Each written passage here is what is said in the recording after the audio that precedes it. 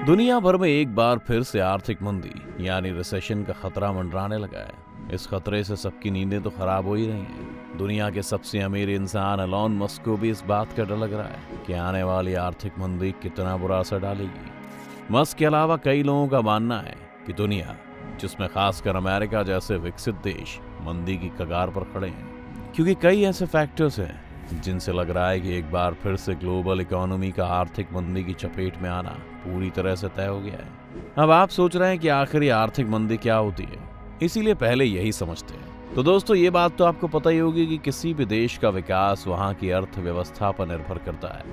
इसीलिए अर्थव्यवस्था में लगातार वाली गिरावट को ही आर्थिक मंदी कहा जाता है। ऐसे में डेवलप कंट्रीज के द्वारा किया जाने वाला आयात और निर्यात पर अचानक टैक्स बढ़ाना और घटाना आर्थिक मंदी की एक मेन पहचान है, जिसका इफेक्ट बाकी देशों पर भी पड़ता है। आर्थिक मंदी में चीजों की खपत कम हो जाती है, जिससे नए बनने वाले माल की बिक्री नहीं हो पाती है, जिसका सीधा असर बड़ी बड़ी कंपनी से लेकर दुनिया के हर छोटे बड़े इंसान की जेब पर पड़ता है।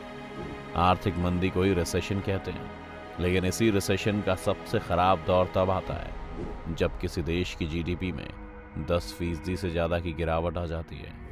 तो उसे रिसेशन की जगह डिप्रेशन यानी महामंदी कहा जाता है।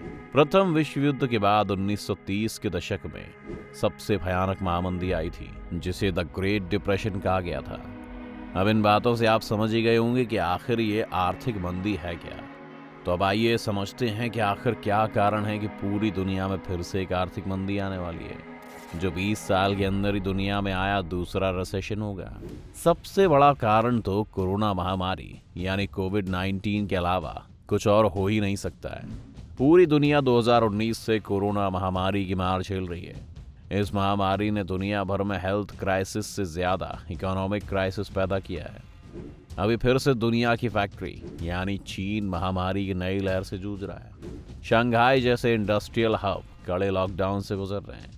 इसी वजह से कई कंपनियों के प्लांट फिर से बंद हो गए हैं। अब ऐसे में पहले से ही सप्लाई चेन की दिक्कतों का सामना कर रही दुनिया के लिए इस नई लहर ने सप्लाई साइड की समस्या को और बड़ा बना दिया है। इसके अलावा अगर अमेरिका की बात करें तो सभी को पता है कि इस महामारी ने अमेरिका में किस तरह की तबाही मचाई थी, जिस कारण अभी तक अमेरिका उबर नहीं पाया है। अब अगर दूसरे कारण की तरफ गौर करें तो रूस यूक्रेन युद्ध यानी अब चल रहा रशिया यूक्रेन वॉर, इसका और बड़ा कारण माना जा सकता है। रूस और यूक्रेन फरवरी के आखिरी हफ्ते से युद्ध में फंसे हुए हैं। लंबी तनातनी और सैन्य तनाव के बाद रूस ने फरवरी के अंतिम दिनों में यूक्रेन पर हमला कर दिया। पहले माना जा रहा था कि ये युद्ध लंबा नहीं चलेगा और रूस को कुछ ही सप्ताह में जीत मिल जाएगी। हालांकि सारे अनुमान गलत निकले और महीनों बीत जाने के बाद भी युद्ध जारी है। इस युद्ध के कारण दुनिया भर में कई जरूरी कमोडिटीज की कमी की समस्या उभर आई है। रूस और यूक्रेन दोनों ही गेहूं और जौ जैसे कई अनाजकों के बड़े निर्यातकों यानी एक्सपोर्ट्स में से हैं। युद्ध के चलते इनका निर्यात बहुत ज़्यादा प्रभावित हुआ है। अभी हालात ऐसे हैं कि कई देशों के सामने फूड क्राइसिस की स्थिति है। पड़ोसी देश श्रीलंका इसी तरह के संकटों से जूझ रहा है और पाकिस्तान और नेपाल में भी कुछ ऐसी स्थिति है।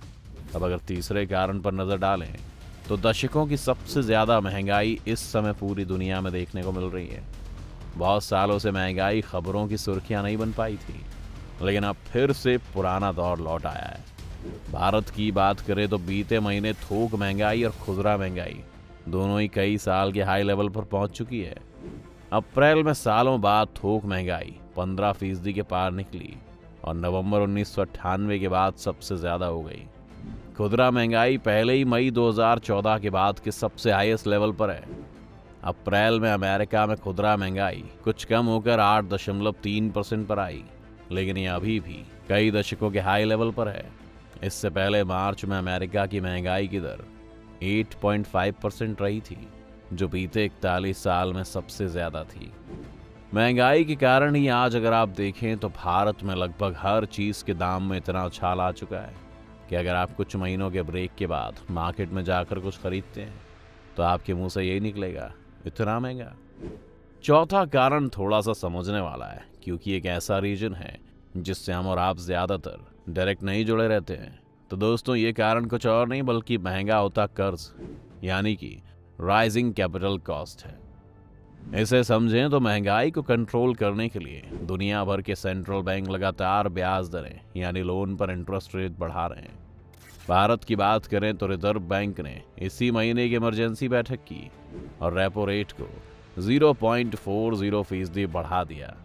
अब ये रेपो रेट क्या होता है, इसे आसान शब्दों में अगर समझें तो रेपो रेट का मतलब है रिजर्व बैंक द्वारा बाकी के बैंकों को दिए जाने वाले कर्ज की दर यानी इंटरेस्ट। बाद में बैंक इस चार्ज से अपने ग्राहकों को लोन देता है। अमेरिका में फेडरल रिजर्व भी आक्रामक तरीके से ब्याज दरें बढ़ा रहा है।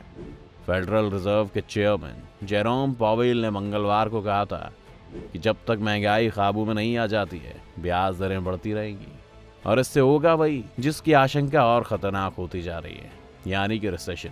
पांचवें या कहें कि सबसे जरूरी कारण की बात करें तो क्रूड ऑयल में उछाल यानी कि कॉस्टली क्रूड ऑयल है। पिछले कुछ महीने में कच्चे तेल के दाम में आग लगी हुई है। ये लगातार $100 प्रति बैरल के ऊपर बना हुआ है। क्रूड ऑयल 1% उछलकर $113.08 प्रति बैरल पहुंच गया है। इसी तरह वेस्ट टेक्सास इंटरमीडिएट में 1.4% चढ़कर $114.02 प्रति बैरल पर चला गया है। दरअसल क्रूड ऑयल के सबसे बड़े निर्यातकों में से एक रूस के ऊपर अमेरिका और बाकी के यूरोपीय देशों ने कई सैंक्शंस लगा दिए हैं। अप्रैल में रूस के क्रूड ऑयल का प्रोडक्शन करीब 9% कम हुआ है। दूसरी ओर ओपेक देश यानी कि पेट्रोलियम का प्रोडक्शन करने वाले देश भी तय मानक से कम प्रोडक्शन कर रहे हैं। महंगे क्रूड ऑयल से भारत और चीन जैसे उन विकासशील देशों को नुकसान हो रहा है जो कच्चे तेल के आयात पर निर्भर हैं। ऐसे में सरकार जो पहले से ही एक्साइज ड्यूटी बढ़ा के बैठी है वो पेट्रोल के दामों को काबू कैसे करेगी। तो दोस्तों ये थे वो 5 कारण जिन्हें देखकर ये कहा जा सकता है कि पूरी दुनिया में आर्थिक मंदी आने वाली है, जिसमें शेयर मार्केट का क्रैश होना, सब कुछ महंगा होना और तरक्की सब ठप हो जाएगी। आपकी इस मामले में क्या राय है, आप हमें कमेंट करके बता सकते हैं। वीडियो पसंद आई हो तो इसे लाइक करें और साथ ही साथ ऐसी और वीडियोस देखने के लिए चैनल को सब्सक्राइब करें और बेल आइकन जरूर दबाएं।